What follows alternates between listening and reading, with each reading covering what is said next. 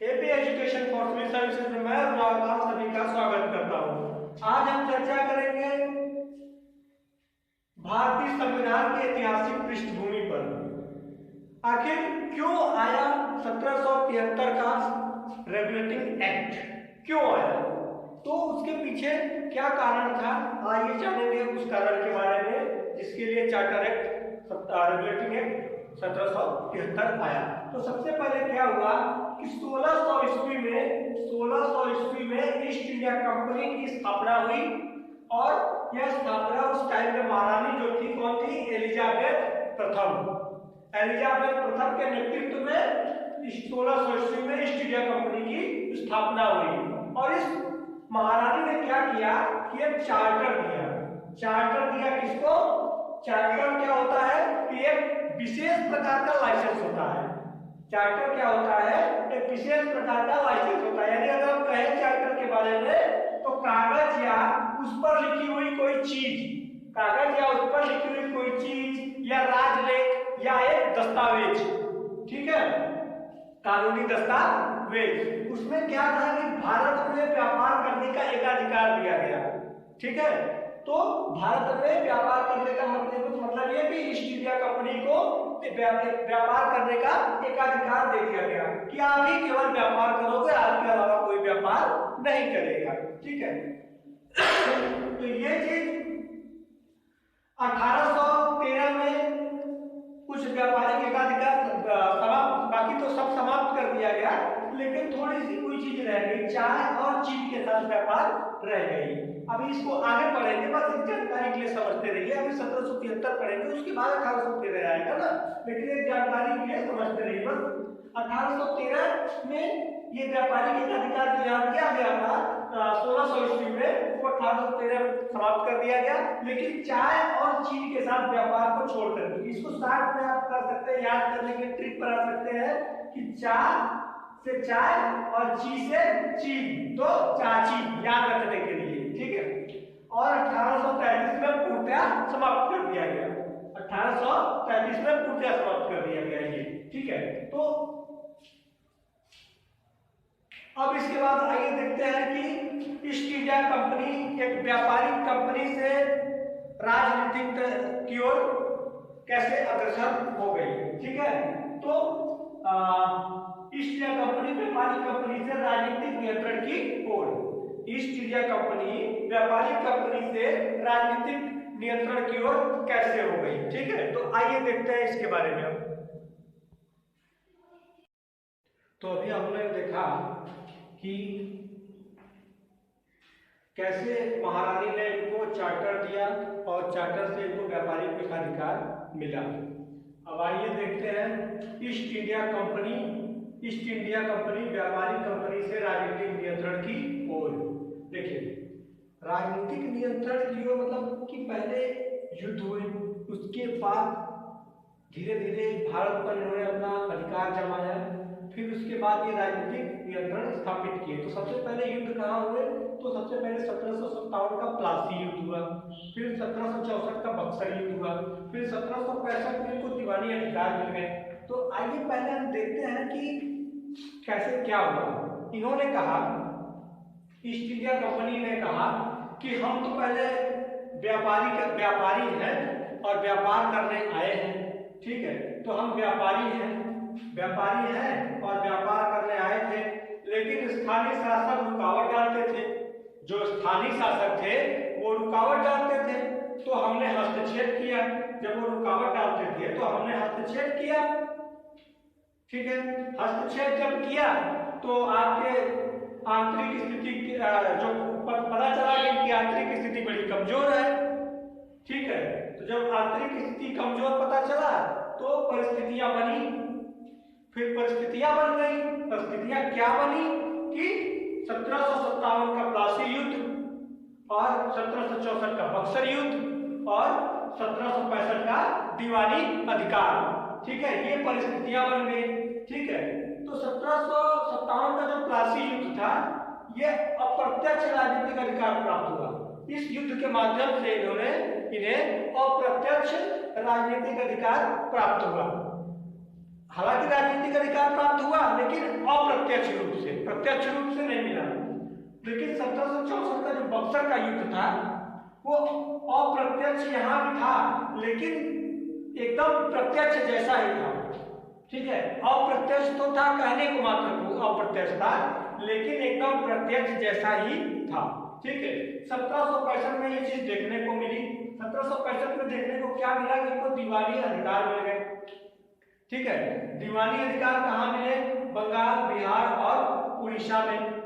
बंगाल, बिहार और उड़ीसा में इन्हें दीवानी अधिकार मिल गए और ये द्वैत शासन इन्होंने प्रारंभ किया। द्वैत शासन का मतलब होता था कि दीवानी और फौजदारी दो शासकों के माध्यम से शासन।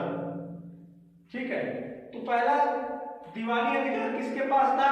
कंपनी के पास। ठीक है, दीवानी अधिकार कंपनी के पास था और फौजदारी जो सामान्य प्रशासन थी वो नवाब देखता था। ठीक है, तो ये परिस्थितियां बन गई। अब इसके बाद क्या हुआ कि शासन में कुप्रबंधन दिखने लगा। ठीक है, शासन में कुप्रबंधन दिखने लगा। तो उसका कुप्रबंधन का मतलब कि जब यहाँ से भारत से कोई व्यक्ति कमा के विदेश जाता था तो वहां के लोग उसे नवाब कहते थे कि ये नवाब लोग हैं। ठीक है, तो जब यहाँ से कोई कमा के जाता था तो ढेर सारा पैसा कमा के लेके जाता था और वहाँ गाड़ी, बंगला, हर एक चीज खरीदता था। ठीक है, जैसे हमारे यहाँ कोई होता है कि बाहर से कमा के कोई आता है तो अपने यहाँ गाड़ी, बंगला सब कुछ खरीद लेता है, महंगी महंगी गाड़ियां होती है उसके पास। तो ऐसे वहां भी था, इंग्लैंड में भी यही स्थिति थी। तो वहां के लोग जो है उन्हें नवाब कहते थे। तो देखने को ये मिला कि जब यहाँ से कोई व्यक्ति कमा के वहां जा रहा है। आइए देखते हैं शासन में कुप्रबंधन के परिणाम। शासन में कुप्रबंधन के परिणाम। तो पहला क्या था? कंपनी पर कर्ज। ठीक है, कंपनी में भ्रष्टाचार। वो भी भ्रष्टाचार कैसे? उच्च अधिकारियों द्वारा अपने अधिकार का दुरुपयोग। ठीक है, तीसरा क्या था? कंपनी ने ब्रिटेन से ऋण की मांग की। चौथा क्या था? ब्रिटिश संसद को ईस्ट इंडिया कंपनी के कार्यों की जांच हेतु बाध्य किया गया। ठीक है, तो कंपनी पर कर्ज।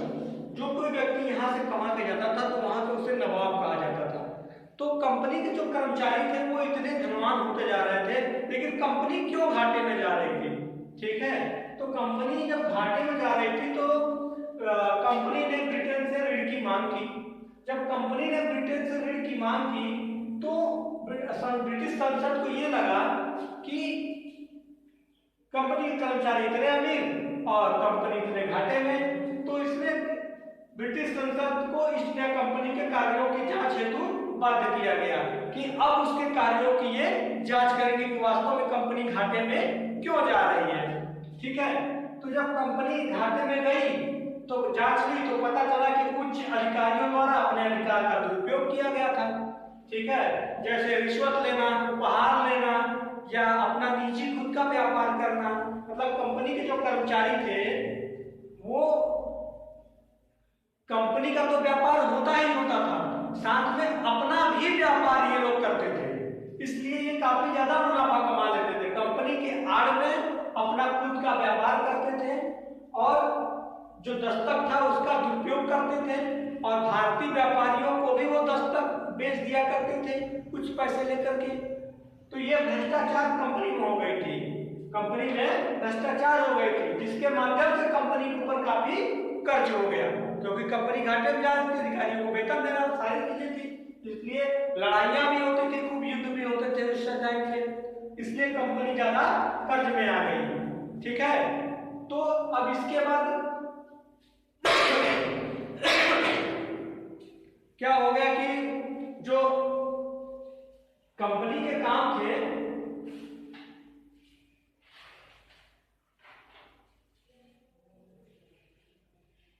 कंपनी पर वित्तीय संकट आने लगी। ठीक है, जब कंपनी पर वित्तीय संकट आई तो कंपनी ने क्या किया कि उसको नियंत्रित करने के लिए 1773 का रेगुलेटिंग एक्ट लाया। तो आइए देखते हैं कंपनी पर वित्तीय संकट, ठीक है, किस प्रकार कंपनी पर वित्तीय संकट आई है। आइए इसके बारे में अब चर्चा कर लेते हैं थोड़ी। तो आइए देखते हैं कंपनी का वित्तीय संकट, कंपनी का वित्तीय संकट, ठीक है। तो ब्रिटिश सरकार से 1 मिलियन ऋण का आवेदन किया गया।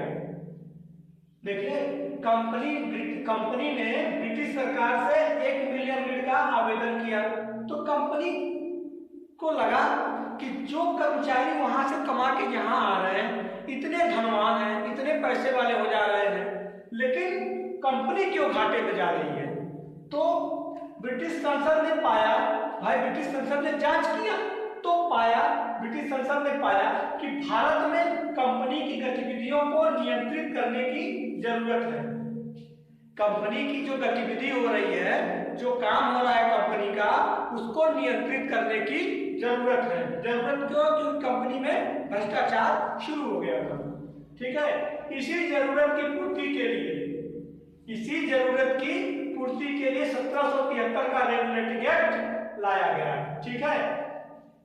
तो अगर क्वेश्चन पूछे कि 1773 का रेगुलेटिंग एक्ट क्यों लाया गया, तो कंपनी की गतिविधियों को नियंत्रित करने के लिए, या फिर ये कह दिया जाए कि कंपनी में भ्रष्टाचार को रोकने के लिए जो है 1773 का रेगुलेटिंग एक्ट लाया गया, ठीक है।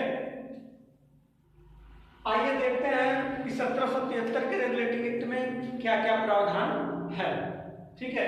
लेकिन उससे पहले हम देखते हैं कि जो हमारे कितने कंपनी की जो शासन है, कंपनी के जो शासन है, वो जो संवैधानिक विकास है कंपनी का, वो किन किन चरणों में हुआ। तो कंपनी का संवैधानिक विकास बेसिकली 2 चरणों में हुआ, ठीक है। एक तो या यूं कह लें कि भारत का संवैधानिक विकास 2 चरणों में हुआ। एक तो कंपनी का शासन और दूसरा महारानी का शासन, ठीक है। तो आइए देखते हैं।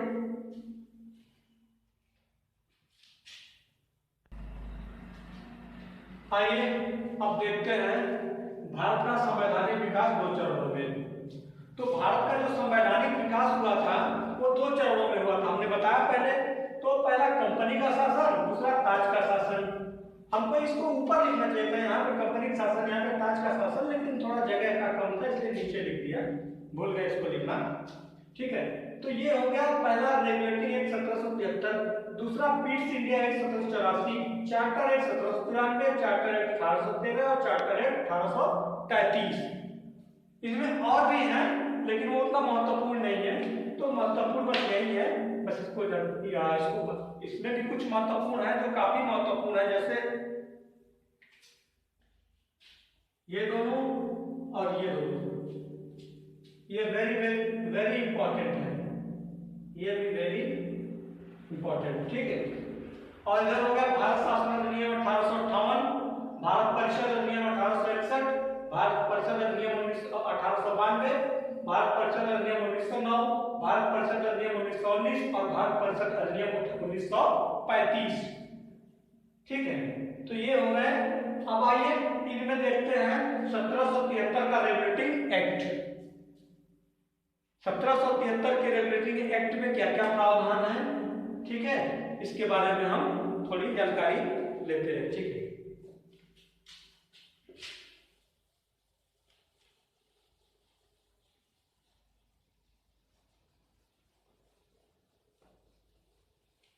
एक मिनट वीडियो को थोड़ा पॉज कर दें। आइए रेगुलेटिंग एक्ट 1773 को देख लेते हैं, संवैधानिक महत्व, ठीक है। 1773 के रेगुलेटिंग एक्ट का संवैधानिक महत्व क्या है देख लेते हैं। भारत में ईस्ट इंडिया कंपनी के कार्यों को नियमित और नियंत्रित करने की दिशा में ब्रिटिश सरकार द्वारा उठाया गया यह पहला कदम था। देखिए पहला कदम था, ठीक है। जहां कहीं भी पहली बार आ जाए वहां पे फोकस करना है, क्योंकि क्वेश्चन वहीं से बनते हैं, ठीक है। इसके द्वारा पहली बार कंपनी के प्रशासनिक और राजनीतिक कार्यों को मान्यता मिली, ठीक है। 1773 के ही रेगुलेटिंग एक्ट के माध्यम से कंपनी के प्रशासनिक और राजनीतिक कार्यों को मान्यता मिली। ठीक है, इसके द्वारा भारत में केंद्रीय प्रशासन की नींव रखी गई। केंद्रीय प्रशासन का मतलब समझते हैं। केंद्रीय प्रशासन का मतलब होता है कि जैसे ये हमारा एक गोला हो गया, ठीक है, ये हो गया इसका केंद्र, ठीक है, ये बाकी सब इसके अलग अलग, ठीक है, राज्य हैं, इसके ये अलग अलग राज्य हैं। ठीक है, ये सब आपस में केंद्र से बंधे हुए हैं। ठीक है, ये सब आपस में केंद्र से बंधे हुए हैं। बंधे हुए का मतलब कि कोई मजबूत चीज होती है तो सबको आपस में बांध के रखती है। ठीक है, तो इसके द्वारा इस केंद्र को और मजबूत बनाया गया, इस केंद्र को मजबूत बनाया गया कि बाकी चीजों को बांध कर रखे। ठीक है, जैसे हमारे यहाँ केंद्र और अलग अलग राज्य हैं, तो केंद्र अलग अलग राज्यों को बांध के रखता है, तो उसी तरीके से ये केंद्रीकरण भी हुआ। ठीक है, अभी आगे बताएंगे कैसे बांध के रखता है। ठीक है, आइए देखते हैं अब रेगुलेटिंग एक्ट की 1773 की विशेषताएं। ठीक है, आइए विशेषताओं पर एक नजर डाल लें। आइए विशेषताएं देखते हैं कंपनी की क्या क्या विशेषताएं थी। ठीक है, इन विशेषताओं पर थोड़ी चर्चा कर लेते हैं। तो इसके द्वारा बंगाल के गवर्नर को बंगाल का गवर्नर जनरल पद नाम दिया गया। देखिए 1773 के रेगुलेटिंग एक्ट के तहत बंगाल का जो गवर्नर था उसे बंगाल का गवर्नर जनरल पद नाम दिया गया। 1773 से बंगाल का जो गवर्नर था बंगाल का गवर्नर जनरल हो गया। ठीक है, और जब बंगाल का गवर्नर जनरल हो जाएगा तो भाई उसको काम की जरूरत पड़ेगी, काम ज्यादा हो जाएगा, तो उसकी सहायता के लिए 4 सदस्यीय कार्यकारी परिषद का गठन किया गया। ठीक है, उसके परिषद में 4 लोगों। आइए देखते हैं, इसके बारे में बताते हैं कि पहला समझ लीजिए कि इसके द्वारा बंगाल का गवर्नर को बंगाल का गवर्नर जनरल पद नाम दिया गया और उसकी सहायता के लिए 4 सदस्यीय कार्यकारी परिषद का गठन किया गया। पहले governor general Lord Warren Hastings थे। ठीक है, इसके द्वारा मद्रास और बंबई के गवर्नर बंगाल के गवर्नर जनरल के अधीन हो गए। पहले सभी अलग अलग थे। देखिए ये जो इसे हम कहते हैं मद्रास, मान लीजिए मद्रास है, ये बंगाल हो गया और ये हो गया बंबई। तो पहले बंबई, मद्रास और बंगाल तीनों अलग अलग रहते थे, लेकिन इस रेगुलेटिंग एक्ट के माध्यम से इन दोनों को इसके अधीन कर दिया गया। जो बंबई और मद्रास थे अब वो बंगाल के अधीन हो गए, क्योंकि ये भी गवर्नर, ये भी गवर्नर, ये भी गवर्नर थे। लेकिन अब क्या किया गया, इसको गवर्नर जनरल बना दिया गया। ठीक है, बंगाल के गवर्नर को बंगाल का गवर्नर जनरल पद नाम दे दिया गया और इन दोनों को इसके अधीन कर दिया गया। ठीक है, तो हुई ना केंद्रीकरण की शुरुआत, इसे कहते हैं केंद्रीकरण की शुरुआत। अब देखिए ये जो है इन दोनों को बांध के रखे गए, जैसे कि हमने फिगर में बताया पहले। ठीक है, और तीसरा क्या कहता है, इसके अंतर्गत कलकत्ता में 1774 में उच्चतम न्यायालय की स्थापना की गई, जिसमें मुख्य न्यायाधीश और 3 अन्य न्यायाधीश थे। ठीक है, तो 1774 में एक उच्चतम न्यायालय की स्थापना की गई जिसे सुप्रीम कोर्ट, और इसमें एक मुख्य न्यायाधीश जैसा कि आज होते हैं और 3 अन्य न्यायाधीश थे। ठीक है, और इसके जो मुख्य न्यायाधीश थे उनका नाम था एलिजा एम्पे, शायद ऐसा ही कुछ नाम था, इम्पे। ठीक है, ठीक है, तो आइए आगे देखते हैं इसमें क्या है। ठीक है,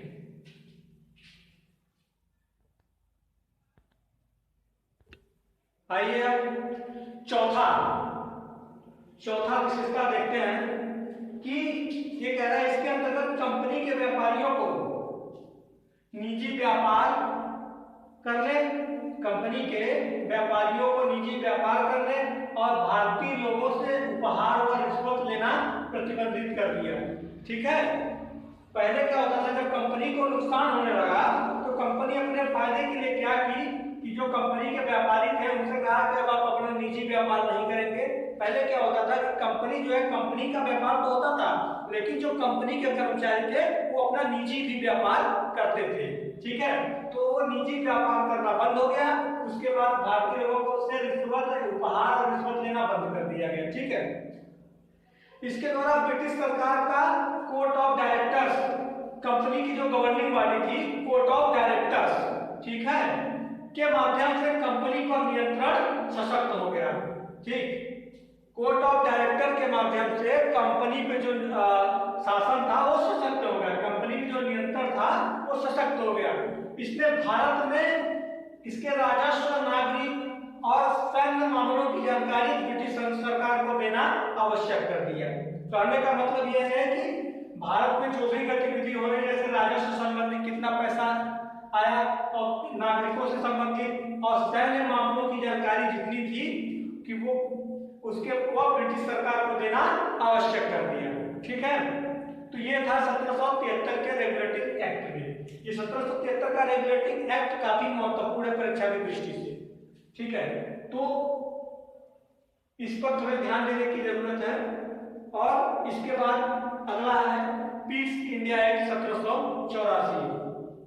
ठीक है, अगला है पीस इंडिया एक्ट 1784। तो आज के लेक्चर में बस इतना ही। चैनल को हमारा लाइक एंड सब्सक्राइब जरूर करें। धन्यवाद।